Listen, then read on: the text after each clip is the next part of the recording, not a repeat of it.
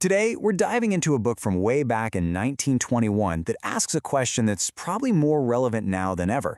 In a world that's constantly inventing and changing, what kind of thinking actually pushes forward? The book is called The Mind in the Making, and it argues that it's a very specific and pretty rare type of thought that creates the future. So let's figure out what it is. To really get a feel for the world this book came from, just look at this timeline. In 1921, radio was the hot new thing. Personal computers? Not even a dream. The pace of change since then has been, well, completely unprecedented. You can see why. Our world has been totally transformed by invention. But has our thinking kept up? And that really is the central question, isn't it? We're surrounded by these incredible innovations every single day, but where do they actually come from? I mean, what's the mental process that takes us from a world lit by candles to a world where we're all connected instantly across the globe? To answer that, the author, Robinson, says we first have to understand how our minds usually work. Before we can even talk about world-changing thought, we've got to look at our normal, everyday mental habits. What you could call our mind's autopilot. This quote from Robinson is, well, it's brutally honest. Most of what we think of as reasoning is really just us finding excuses for what we already believe. I mean, think about it. When you're in an argument, are you really open to changing your mind? Or are you just busy building a fortress around your own position? Robinson says our default is just to protect what we already think. So, Robinson lays out these two different paths for our minds. On one side, you have routine thought. That's our autopilot, right? Defending our beliefs, following what he calls the voice of the herd. But then there's this other thing, this rare and powerful alternative, creative thought. And that, he says, is the only kind of thinking that actually leads us to change our minds and, eventually, change the world.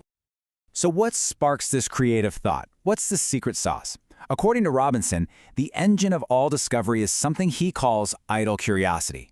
Now, I know, idle might not sound very productive, but as we're about to see, it's actually one of the most powerful forces in human history. Okay, so the key here is what idle really means. It's not about being lazy, it's about being curious without a goal. You're not trying to solve a problem, you're not trying to make a decision. You are simply wondering, just looking around and letting your mind see something new and something familiar. And what's so cool is that this seemingly pointless observation, it's actually the first step in this incredibly powerful process. That idle curiosity leads to a diligent search, what we'd call research. And that is what leads to a creative breakthrough that can literally reshape our entire world. So for our first case study, let's go way back to the 16th century.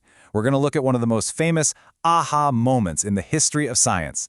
It's the perfect example of how a single moment of idle curiosity can have consequences that echo for hundreds of years. I want you to picture the scene. It's a 17-year-old Galileo, and he's just sitting in the Pisa Cathedral. He's not there on some mission, he's not trying to solve some big scientific puzzle. The book says he was lost in reverie. He was just daydreaming, spacing out. And then it happens. His wandering attention just kind of lands on the lamps swinging from the ceiling.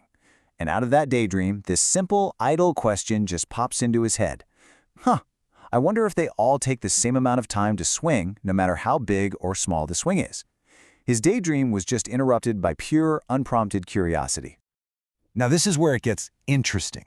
This is the shift from idle thought to diligent search. He doesn't just have the thought and let it go. He immediately tries to test it, and he uses the only tool he has on him, his own pulse. That's his clock. This is the exact moment that simple curiosity turns into a real investigation. And the ripple effect from that one moment? It is absolutely staggering. That single observation in a church led directly to the invention of the accurate pendulum clock. It gave Galileo the key to unlock new laws about falling bodies. And that laid the foundation for Newton's laws of gravity. I mean, basically, humanity found itself on a new Earth surrounded by new heavens, all because a teenager let his mind wander. Okay, now let's jump forward about 350 years. This pattern of idle curiosity leading to world-changing invention didn't stop with Galileo, not by a long shot. Our next example, Michael Faraday, is pretty much responsible for the very electricity that's powering the screen you're looking at right now. So, what was his grand practical plan? He didn't have one. He was just wondering, what would happen if I did this? To any practical business person of his time, this would have looked like the most pointless, silly experiment you could possibly imagine. A spinning piece of metal and a magnet? I mean, who cares? Well, let's ask ourselves a question to really understand the impact. The dynamos and electric motors that came from that single experiment are the foundation of our entire electrical world. So what would happen if they all just stopped tonight? The book paints this really vivid picture. We'd be walking home past silent, dead cars, our streets would be pitch black, our houses would be cold and dark. The entire infrastructure of modern life, everything we rely on, it would just vanish. The legacy of that one little spinning disk is just astounding. It's the direct ancestor of the dynamos that power our world, our factories, our homes, our cars, our phones. It all goes back to one single moment of seemingly pointless, idle curiosity. So, what's the big lesson here? The stories of Galileo and Faraday, they reveal a really deep truth about progress. It's not this gentle, straight line forward. It's a challenge. It requires something that's difficult and, honestly, sometimes a little dangerous. And this is the core of it all. To discover the laws of gravity, Galileo had to throw out centuries of beliefs that everyone held sacred. To power our world, Faraday had to ignore the so-called practical mindset of his time. Real progress, it seems, requires the courage to break valiantly with the past. And this is the wild paradox we're all living in today. Robinson uses this fantastic analogy. He says, we accept all the fruits of this creative thought, our phones, our cars, our electricity, with the same passive innocence as a pet rabbit accepting a carrot. We love the benefits, but we're totally unaware of how the whole game is played. And that really brings us to a final question.